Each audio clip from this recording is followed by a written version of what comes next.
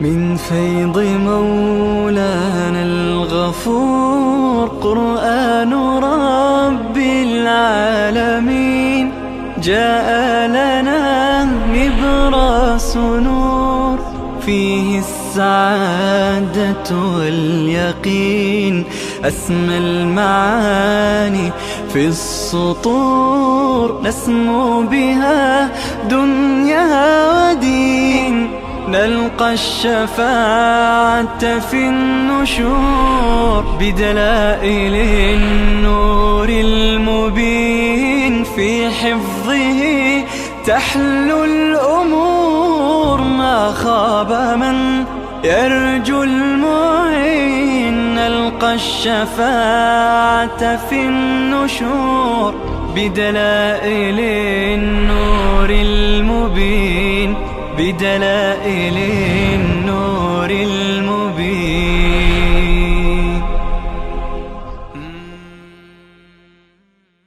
أعوذ بالله من الشيطان الرجيم. بسم الله الرحمن الرحيم. إنا أنزلنا التوراة فيها هدى ونور يحكم بها النبيون الذين أسلموا للذين هادوا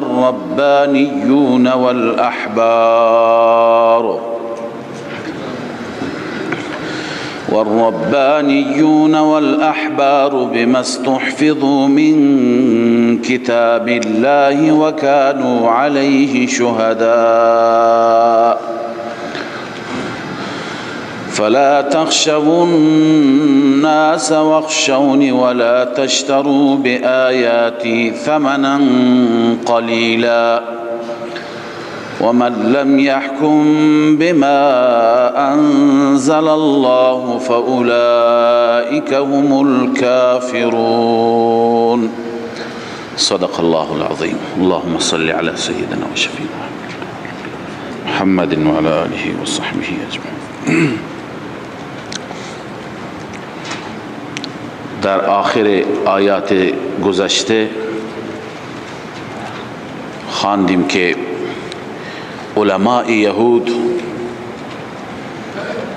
در واقع به تورات ایمان نداشتند و ما اولئک بالمؤمنین، چون که اگر به تورات ایمان داشتند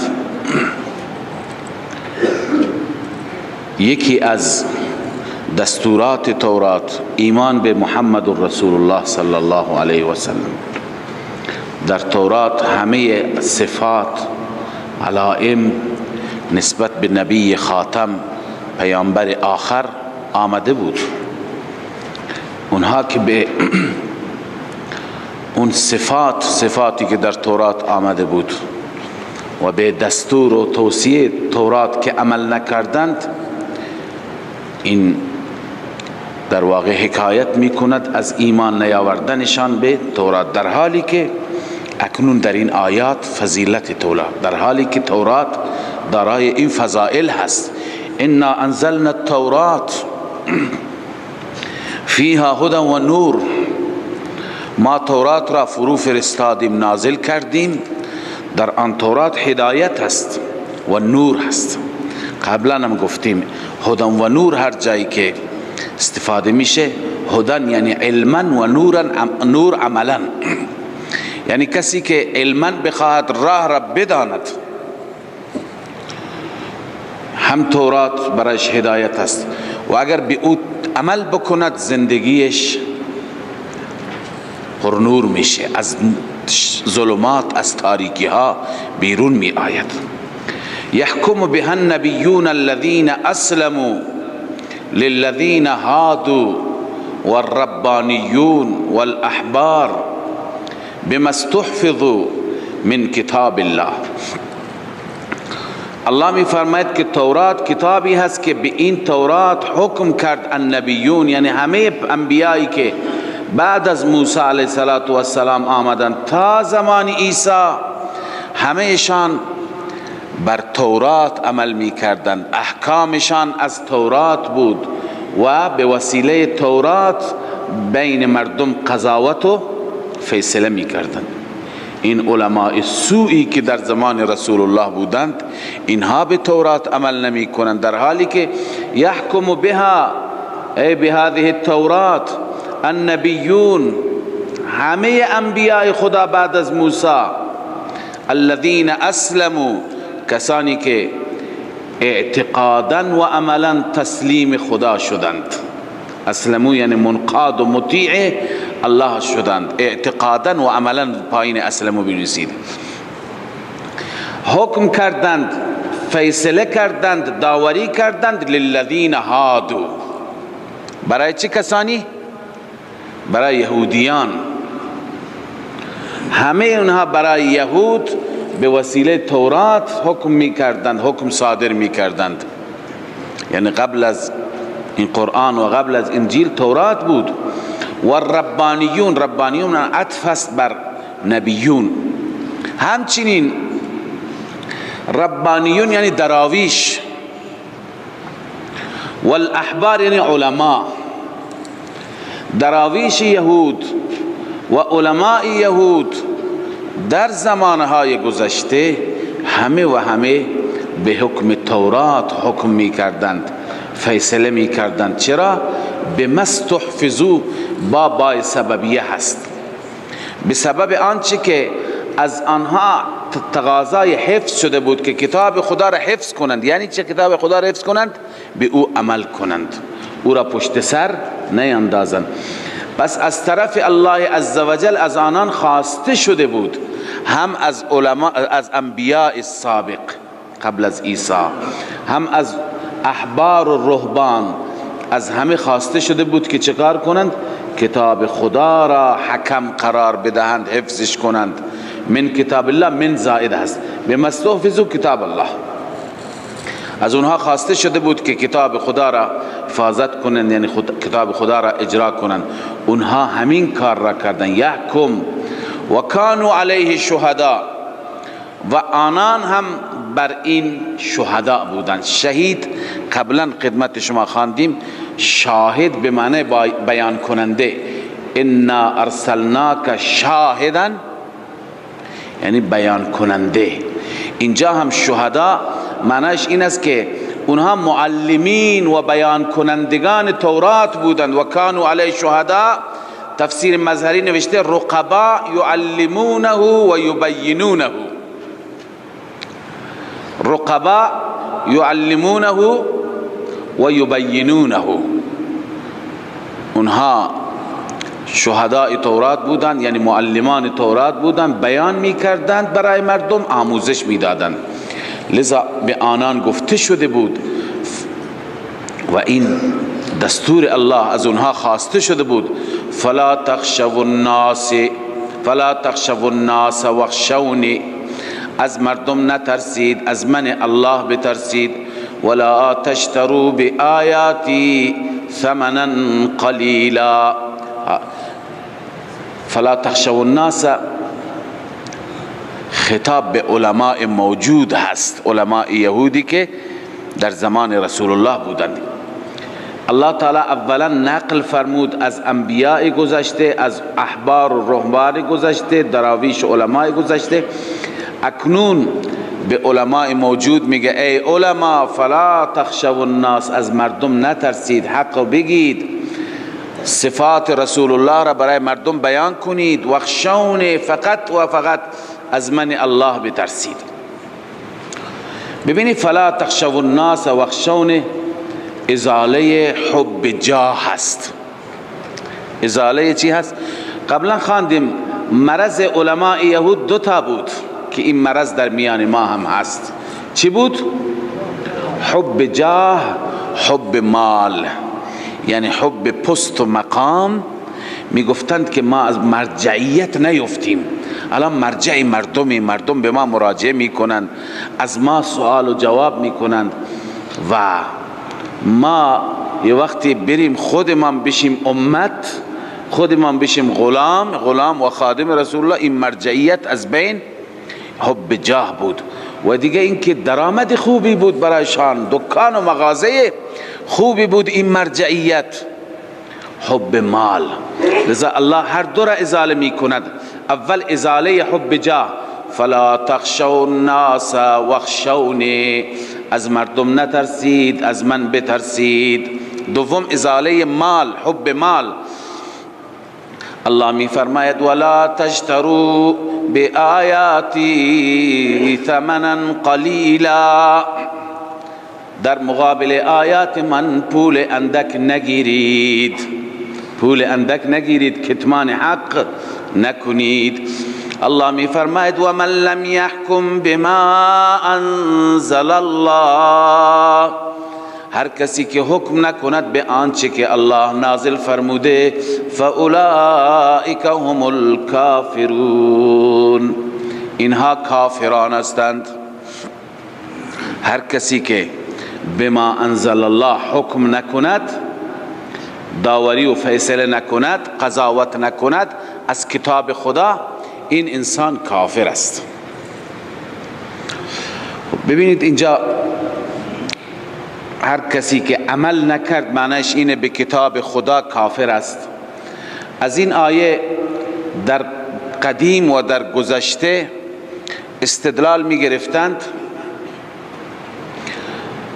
خوارج و معتزله بر اینکه عمل نکردن به قرآن مجید کفر است. در زمان حال هم خوارجی وجود دارند ولی نام خارجی بر اونها نیست و عناوین دیگری دارند، کسانی که تکفیر می کنند. تکفیر یک گروه خاصی هست. الان بعضی ها به خاطر اغراض سیاسی هر کسی را که مخالف باشه میگن تکفیری. نه، تکفیر یک گروه خاصی هست. حزب التحریر در گذشته بود که بیشتر در آسیای میانه فعالیت داشت. بعضی از تندروها که امروز اون تفکرات خیلی زیاد هست، میگویند که هر کسی که روش ما را قبول داشته نباشه، که ما روش ما چی هست؟ اجرای به هر حال احکام خدای عزوجل، اون کافر هست، واجب القتل است. در بسیاری از بلاد اسلامی که شما میبینید مسلمانان سر مسلمان ها را میبرند، مجاهد سر مجاهد را میبرد. این در واقع همون دیدگاه تحریر و تکفیر است. بسیار دیدگاه خطرناکی است. در زمان سیدنا علی رضی الله تعالی عنه خوارج بودند. این را خدمت شما عرض میکنه، یه خطر جدی هست که وقتی که کسی آرایش را قبول ندارد، تفکراتش را قبول ندارد، واجب القتل میداند. الان کسی با کفار می جنگد، کفار را می کشد، درسته؟ کسی را که شرک می کند تکفیر می کند. ولی کسانی که مسلمان هستند اما اون روش را قبول ندارند، اینها را قتل کردن و واجب القتل دانستن و معظم استدلالشان هم همین آیه هست و من لم یحکم بما انزل الله فاولئک هم الکافرون. لذا میگه همه اینها مسلمانان ابتدا مسلمان هستند، مسلمان بودند. جایی که ما بریم و ما حکم بکنیم و حکم ما را کسی نمیپذیرد، واجب القتل است، باید کشته بشه. این تفکر هست که متاسفانه به مسلمانان ضربه زیادی وارد کرده. من در رابطه با این آیه فقط میخوام توضیح بدم که و من لم یحکم بما انزل الله به اون معنا نیست که کسی اگر عمل نکرد کافر میشه. درست، عمل نکردن هم ضعفی هست. خلافت اسلامی، حکومت اسلامی وقتی که به حق قائم بشه باید مردم چی بکنن؟ اطاعت بکنن. اما اگر کسی اطاعت نکرد کافر نمیشه. در این رابطه در مسند امام احمد ابن حنبل، مسند امام محمد ابن حسن شیبانی هست و من لم یحکم نوشته و من لم یعتقد، نه اینکه کسی عمل نکند بلکه کسی چی؟ اعتقادی به حکم خدا داشته نباشد او کافر است. یک کسی از اعتقاد دارد ولی در عمل سسته، این کافر نیست، این واجب القتل نیست. کافر چه کسی هست؟ کسی که اعتقاد داشته نباشد. و علامه آلوسی جامعتر و کاملتر نوشته، ایشون میفرماید مراد از عمل نکردن درجه کامل عمل نکردن است. درجه کامل عمل نکردن چیه؟ عدم اعتقاد. مراد از عمل نکردن چی هست؟ درجه کامل عمل نکردن، یعنی اعتقاد نداشتن، تصدیق نکردن، حق ندانستن. کسی که احکام خدا را، دستورات قرآن را حق نداند، اعتقاد داشته نباشد، تصدیق نکند، او کافر است. بله. اما کسی که حق میداند اما از روی سستی و ضعف عمل نمی کند، این آیه درباره او نمیگوید. ببینید علامه آلوسی میفرماید الحکم و ان کان شاملا لفعل القلب والجوارح. حکم شامل است هم به فعل قلب هم به فعل جوارح. کسی عمل نمی کند چون قلبا باور ندارد، این هم من لم یحکم هست. کسی عمل نمی کند چون قلبا باور دارد ولی عملا سسته، مثل اکثر مسلمانان که ضعف دارند. اما اینجا کدوم هست و من لم یحکم؟ الله می فرماید، علامه آلوسی می فرماید لکن المراد به هنا عمل القلب. مراد اینجا چی هست؟ عمل قلب هست. و هو التصدیق. عمل قلب چیه؟ تصدیق هست. ولا نزاع فی کفر من لم یصدق بما انزل الله تعالی. خب هیچ اختلافی نداریم، هر کسی که من لم یحکم به معنی من لم یصدق باشد، ولا نزاع فی کفر من لم یصدق بما انزل الله. درباره کفر این نزاع و اختلاف وجود ندارد.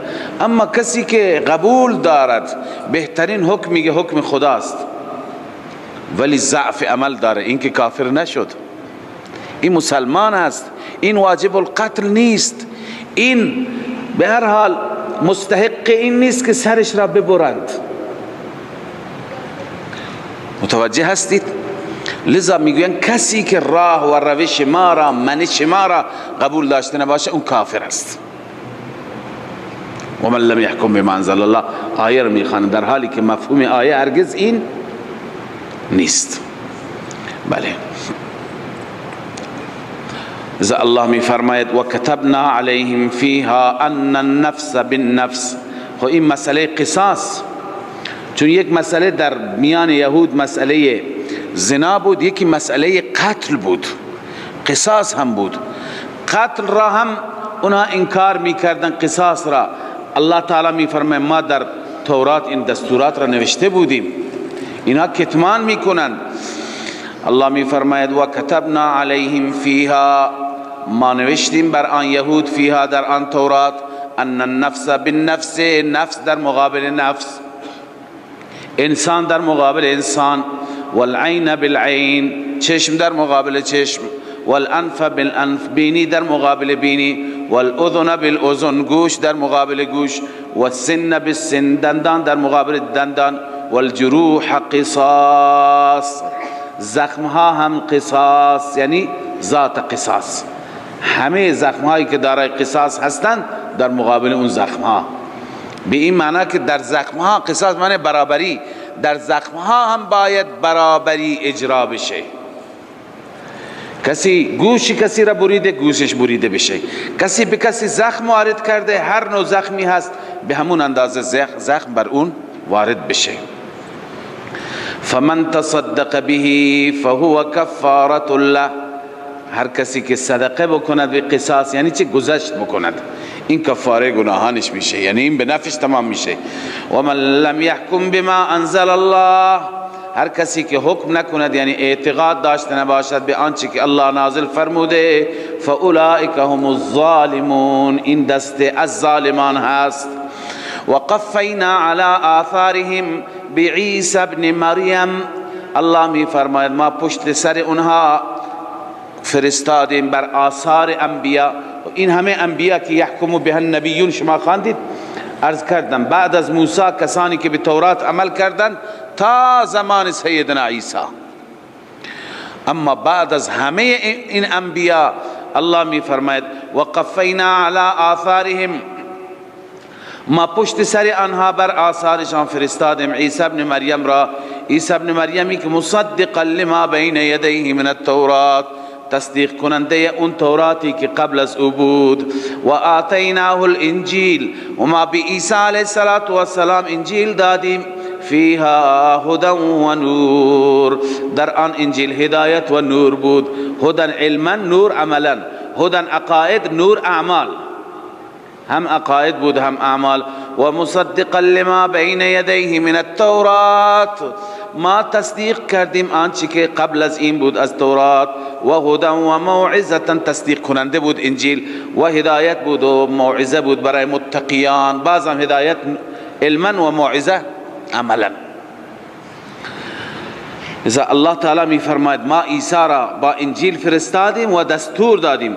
ولیحکم، قلنا اینجا مقدر است، ولیحکم گفتیم ما که باید فیصله بکنند اهل الانجیل بما انزل الله فی، به آنچه که الله در آن نازل فرموده. و من لم یحکم بما انزل الله، ثمره منکرین انجیل، هر کسی که حکم نکند به آنچه که الله نازل فرموده فاولئک هم الفاسقون، اینها فاسقون هستند، یعنی اینام کافرون، کسی که اعتقاد داشته نباشه باور. اینجا فسق یعنی خروج عن الدین. این فاسق و ظالم و کافر هر سه تا معنیش یکی. اینجا کتاب خدا را کسی باور داشته نباشه از دین خارجه. و انزلنا الیک الکتاب، خب پس بعد از تورات و بعد از انجیل نوبت به قرآن میرسه. لذا الله می فرماید و انزلنا الیک الکتاب، ما فرو فرستادیم به سوی شما کتاب را، ای محمد رسول الله صلی الله علیه وسلم، بالحق، فضیلت اول، کتابی که مطابق واقع هست، حق است از جانب الله. دوم مصدقا لما بین یدیه من الکتاب، آن کتاب هایی که جلویش هست، پیش رویش هست، اونها را تصدیق کننده هست. همه اونها را چی می کند؟ قبل از خودش همه را تصدیق می کند.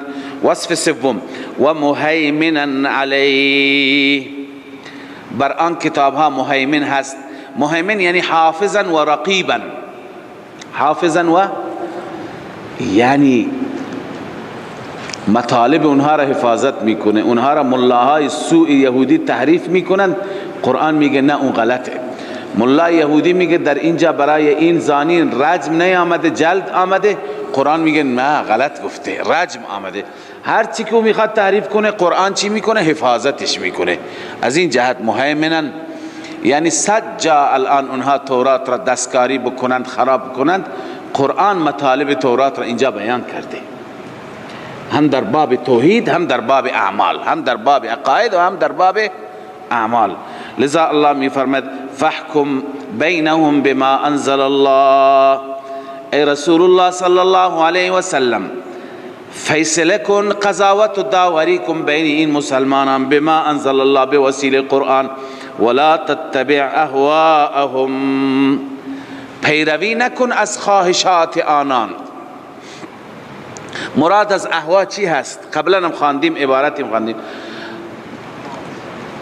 عرض کنم مراد از اهوا احکام خود ساخته علماء یهود و نصارا است. احکام خود ساخته. اما جاءک من الحق، این متعلق عرض کنم که معرضن هست، عادلن هست. معنی اینه که ولا تتبع اهواءهم، ای رسول الله صلی الله علیه وسلم شما از خواهشات آنان پیروی نکن، در حالی که معرضن عما جاءک من الحق، اعراض بکنی از آنچه که حق آمده یعنی از قرآن، یا عادلا عدول بکنی، تجاوز بکنی از آنچه که پیش تو از حق آمده. خب اهواءهم عرض کردم که آراءهم التي اصطلحوا عليها. آراء به چی میگویند؟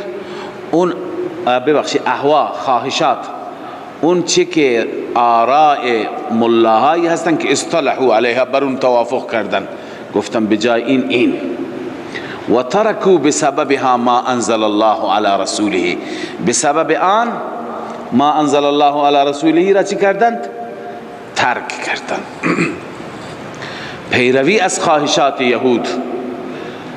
شما این جمله را کم نمی بینید در قرآن که خداوند به رسولش میگه ولا تتبعوا اهواءهم ولا تطع الكافرین والمنافقین.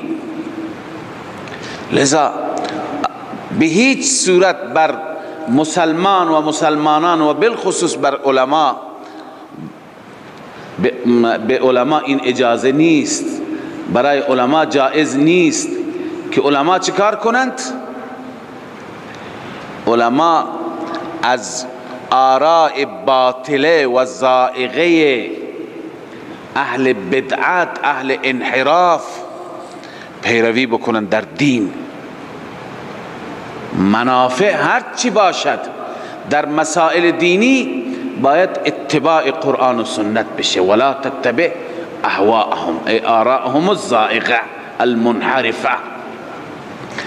الله می فرماد لکل جعلنا منکم شرعة و منهاجا، برای هر یک از شما ما شرعه و منهاجی گذاشتیم.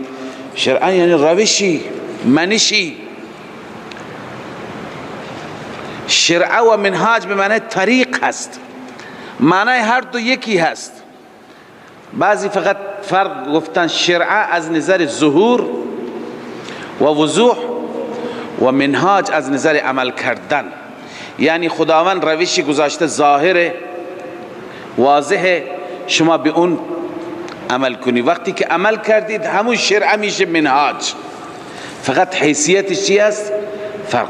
بعضی فرق بیان کردند. علامه آلوسی میگه الشرع الاحکام الفردیه گفتند، اون احکام فردیه که مربوط به فرد باشد، والمنهاج الاحکام الاعتقادیه. اما میگه ولیس بشیء، این فرق چنان فرقی نیست که بر این دلیلی باشد، قوی نیست، بلکه شرع و منهاج هر دو روش و طرقی که بر اونها ما عمل میکنیم. اما شرع از این جهت که بسیار واضح است، خداوند برای ما مشخص کرده، وقتی که ما بر اونها بریم و عامل باشیم همون شرع میشه چی؟ منهاج. ولو شاء الله لجعلكم امة واحده، اگر خدا بخواهد شما را قرار میده امت واحده، ولكن لیبلوکم، اما شما را خداوند قرار نداد تا که بیازماید. بنویسی فلسفه اختلاف شرائع.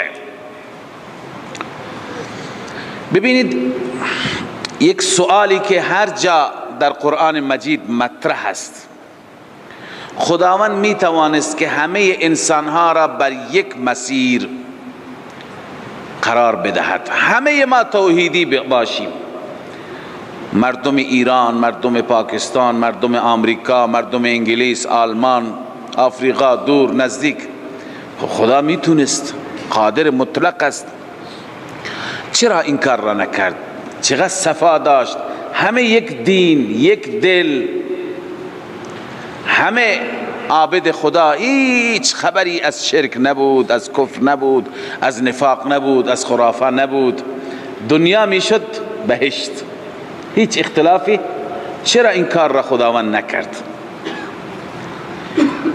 در جای جای این قرآن مجید این آمده، اما جوابش فقط در این آیه هست. من قبلا خدمت شما عرض کردم آیاتی هست، مثلا در سوره هود هست ولو شاء الله لجعل الناس امة واحده، اگر خدا بخواد همه مردم را امت واحده میگرداند. در سوره رعد هست ولو یشاء الله لهدى الناس ولو شاء الله لهدى الناس جمیعا، اگر خدا بخواد همه مردم را هدایت میکند.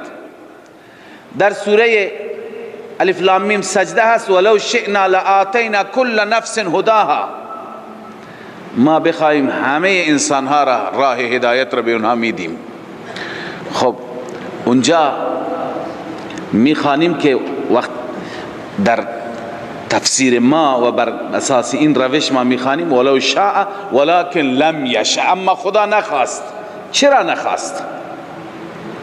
چرا نخواست؟ اینجا جواب داده ولکن لیبلوکم. ببینید دنیا دار امتحان هست یا نیست؟ دار ابتلا هست. اگر خداوند همه را توحیدی بگرداند بالاجبار، همه بیایید الله پرست باشید، خدا پرست باشید، الربانیون باشید، هیچ کسی حق نداره مسیر دیگر را، خداوند دلها را، قلوب را و جوارح را بالاجبار به همین مسیر گامزن بفرماید، دو اشکال عمده پیدا میشه. یکی جبر. یکی چی؟ جبر. خداوند جبر نمی کند بر بندگانش، خدا آزاد گذاشته. دوم این که دنیا دار امتحان است. اون وقت دار امتحان بودن دنیا چی می شد؟ اون فلسفه از بین می رفت. اون وقت دارالامتحان باقی نمی ماند. ما دیگه مجبور بودیم که همه من هم طاعت، هم بندگی، هم اعتقاد صحیح، هم عمل صحیح. گاهی مردم هم در همین نوع سوالات میپرسند و در دل حتی خود ما میاد که چی خوب بود همه اهل حق بودند، ولی الله عزوجل اینجا فرمود اگر این کار را میکردیم دیگه امتحان معنی، اصلا خلقت معنی نداشت. پیدایش انسان برای چی هست؟ برای امتحان هست. الله تعالی می فرماید ولکن لیبلوکم، اما این کار را نکرد. ولو شاء الله لجعلکم امة واحده ولکن ما شاء، خدا این کار را نکرد، نخواست. چرا؟ لیبلوکم فیما آتاکم، در آنچه که خدا به شما داده از کتاب و از سنت، از دلائل و براهین و حجج. لیبلوکم فیما آتاکم، لذا ای انسان ها شما مختار هستید، اختیار تام دارید. فاستبقوا الخیرات، از هم دیگر در کارهای خیر پیشی بگیرید. فاستبقوا الخیرات. الی الله مرجعکم جمیعا، الله واقعیت ها را شفاف کامل بیان می کند، انسان را چی؟ اختیار میده. الی الله مرجعکم جمیعا، فقط و فقط به سوی الله جای رجوع همه شما. فینبئکم بما کنتم فیه تختلفون، الله عزوجل به شما خبر میدهد بما کنتم، بسبب آنچه که شما بودید در آن اختلاف میکردید. یعنی قیامت شما را میگه که راه یهود حق بود یا راه اسلام، راه توحید درست بود یا راه خرافاتی ها. لذا الله عزوجل به این خاطر شرائع را بیان فرموده، اختیار به انسان ها داده. و ان احکم بینهم، همچنین ان احکم گفتم متعلق فعل مقدر است. آمرکم، ای پیغمبر من شما را امر می کنم، ان احکم بینهم، شما بین آنها فیصله بکنید، بین یهود که می آیند برای فیصله. بما انزل الله، به آنچه که خدا نازل فرموده. ولا تتبع اهواءهم، دوباره اهوا آمد، یعنی از آراء منحرفه و آراء کج اونها پیروی نکن. مسلمان به هیچ صورت نباید انعطاف نشان بدهد در مسائل شرعی. توجه کنید علما، کسانی اگر از شما بخواهند که نرمش نشان بدهید در مسائل شرعی خودتون، فقه خودتون را به خاطر اغراض دنیوی، به خاطر اغراض سیاسی کنار بگذارید، تایید بکنید دیگران را. خداوند اجازه نداده ولا تتبع اهواءهم، هرگز از اهوا و خواهشات آنها پیروی نکن. واحذرهم ان یفتنوک عن بعض ما انزل الله الیک، از آنها دوری کن، برحذر باش، بپرهیز. ان یفتنوک عن ان یفتنوک، از اینکه شما را بلغزانند، در فتنه قرار بدن از بعض ما انزل الله الیک. حتی بعضی از احکام قرآن را اجازه نداری، بعضی از احکام قرآن را اجازه نداری که چی؟ که اونها را تغییر بدهی. بازم اون مسئله که قبلا عرض کردم، جای جای قرآن معلوم میشه که رسول الله صلی الله علیه وسلم مختار کل نیست، مختار نیست که احکام خدا را جابجا بکند، مختار نیست که احکام خدا را جابجا بکند. این اختیار را ندارد که حلال را حرام بکند، حرام را حلال بکند، هرچی که بخواهد. وقتی که رسول الله اجازه ندارد، هیچ امامی هم اجازه ندارد، هیچ ولی هم اجازه ندارد، هیچ فقیه هم اجازه ندارد. لذا می فرماید که اینها میخواند که شما را بلغزانند ان بعض ما انزل الله الیک. شما بیا بجای قصاص دستور زندان بده، بجای رجم دستور جلد بده. پیغمبر این اختیار را ندارد. لذا ما را اگر الله عزوجل ما مسلمانان را حکومتی بده، بعضی هستند حاکم هستند، حکومت دادند، به احکام اسلامی عمل نمی کنند، اینم یک ضعفی. ولی ضعف بزرگتر اینه که ما به خاطر مصالح حکومت بیاییم احکام را تغییر بدیم. به عنوان مثال بگیم که امروز جهان 1400 سال پیش نیست، لذا امروز حکومت اسلامی تقاضا می کند که حجاب نباشد. به طور مثال عرض می کنم حجاب نباشد، چون حجاب با افراد امروزی همخوانی، یعنی یک حاکم نمی تواند حکمی را چی بکند؟ تغییر بدهد از احکامی که بر اونها نص صریح است. الله تعالی به پیغمبرش میگه شما حق نداری. اینها هم میخواهند واحذرهم، برحذر باش از اینکه شما را بلغزانند از بعض ما انزل الله الیک. فان تولوا، الله می فرماید اگر اونها فیصله قرآن را قبول نمی کنند، قبول نکنند، فان تولوا، اگر آنان اعراض بکنند، فعلم، بدان، یقین و باور داشته باش، انما یرید الله، جزی نیست که الله اراده دارد، ان یصیبهم ببعض ذنوبهم، آنها را به مصیبت گرفتار بکند در دنیا به سبب بعضی از گناهانشان. و ان کثیرا من الناس لفاسقون، همانا بسیاری از مردم فاسق هستند، از دین، در دین فسق می کنند و از اطاعت خدا خارج میشن.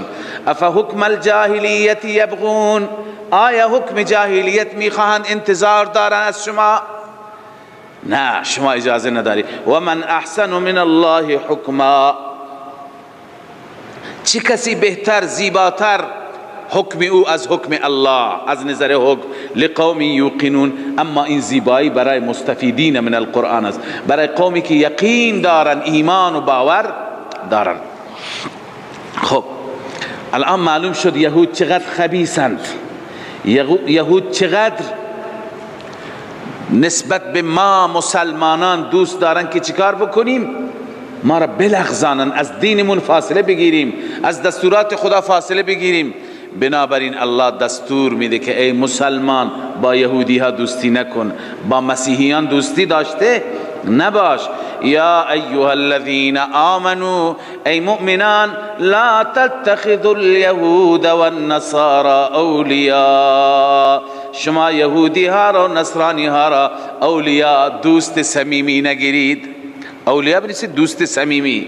بعضهم اولیاء بعض، بعضی از آنان دوست بعضی هستند. و من یتولهم منکم، هر کسی که با آنان دوستی بکند از شما، فانه منهم، ثمره تولی این از اونهاست. هر کسی دوستی بکند میشه از اونها. ان الله لا يهدي القوم الظالمين، همانا الله عز وجل هدایت نمی فرماید قوم ظالم را. قوم ظالم کیه؟ بنویسید به دلیل انحماک در دوستی با مشرکان، چه یهود چه نصارا. کس ظالم همونه که غرق دوستی هست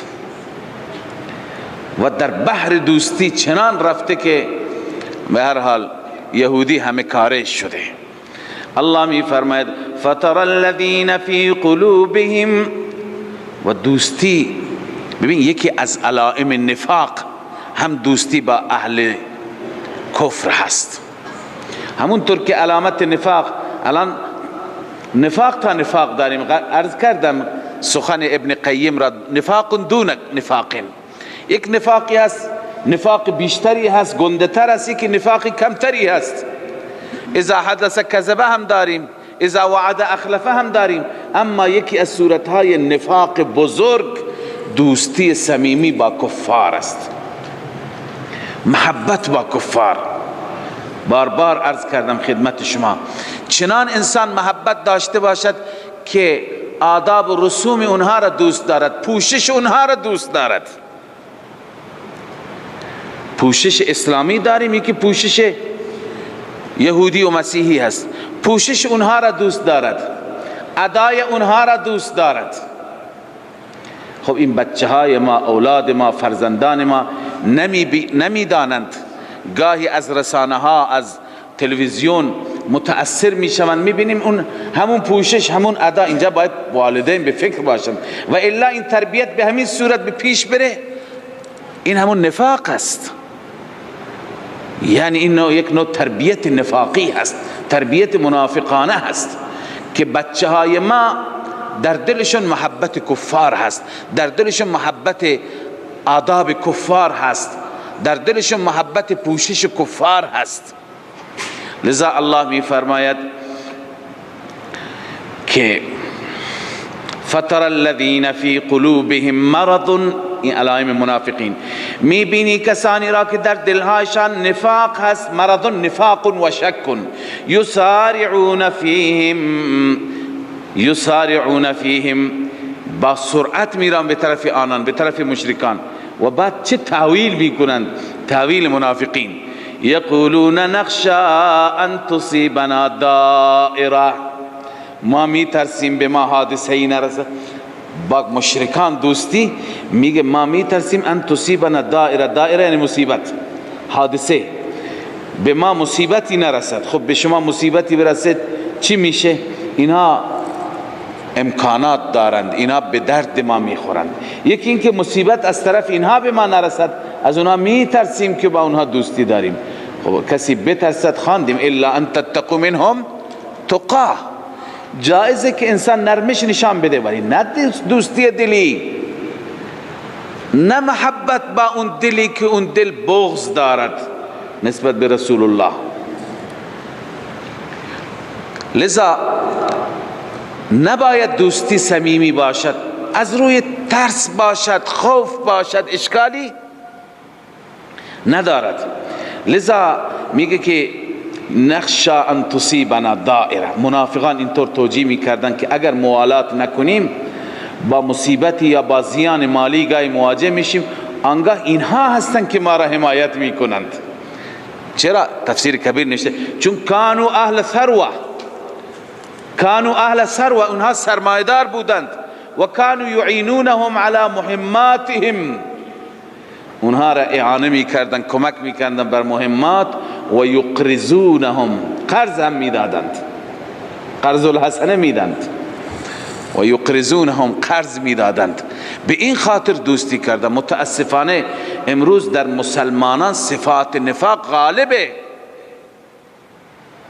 خیلی از مسلمانان هستند که از تبلیغات رسانه ها متاثر شده، میروند از کلیساها، همین اطراف زاهدان دور نه، از کلیساها انجیل میارند، چون که پول میدن. میگه ما با اونها نیستیم، ما فقط به خاطر پول میریم.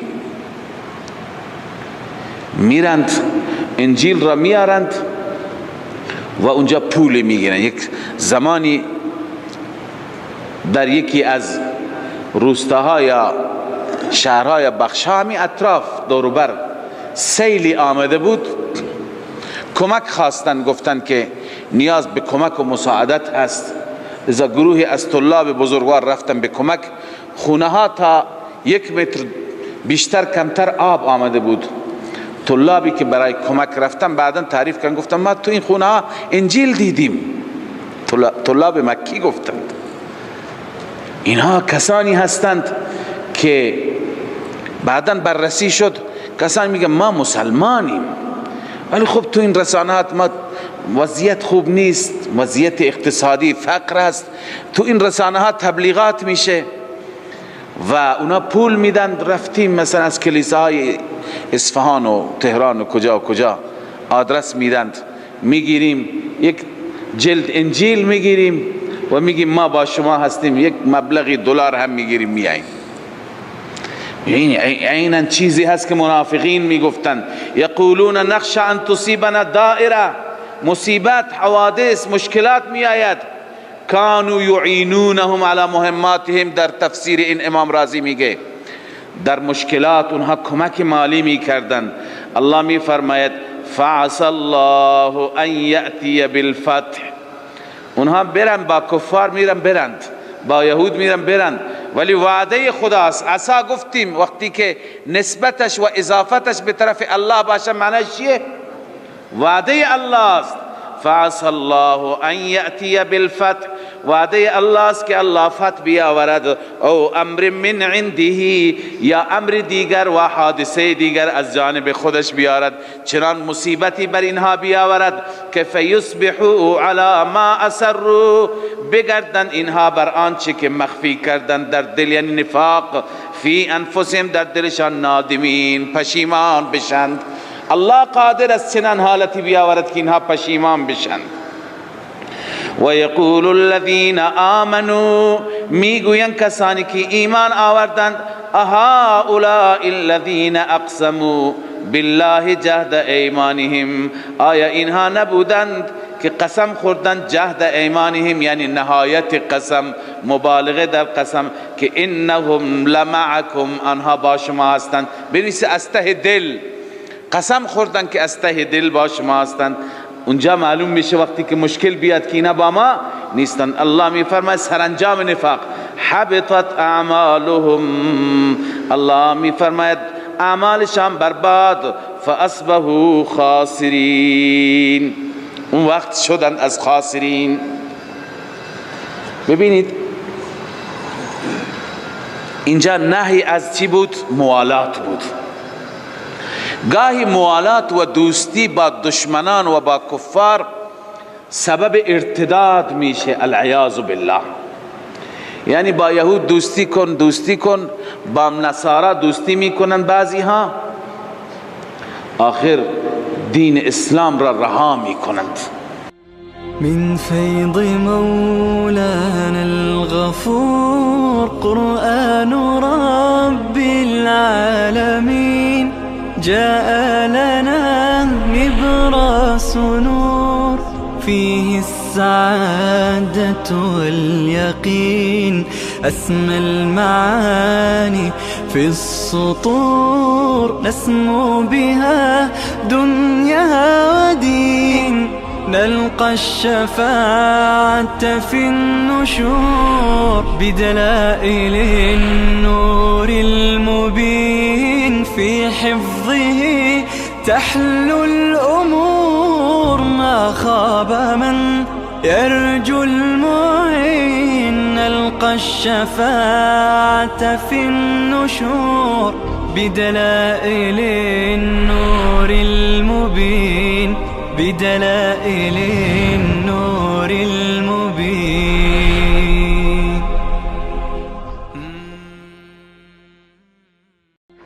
من فيض مولانا الغفور قرآن رب العالمين، جاء لنا نبراس نور فيه السعادة واليقين.